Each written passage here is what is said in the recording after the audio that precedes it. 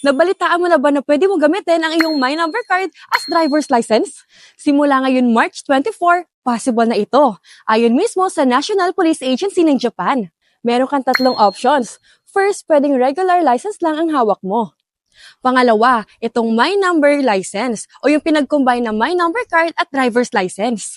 Last option, hawak mo yung dalawa.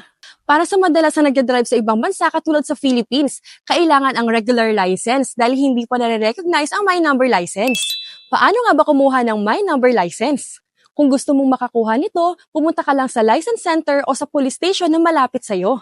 According sa National Police Agency, mas mura ang pag-renew nitong card kumpara sa regular na license. In fact, kapag kumuha ka ng gantong lisensya, ang kailangan mo lang ay 1,550 and 2,100 a month para sa renewal.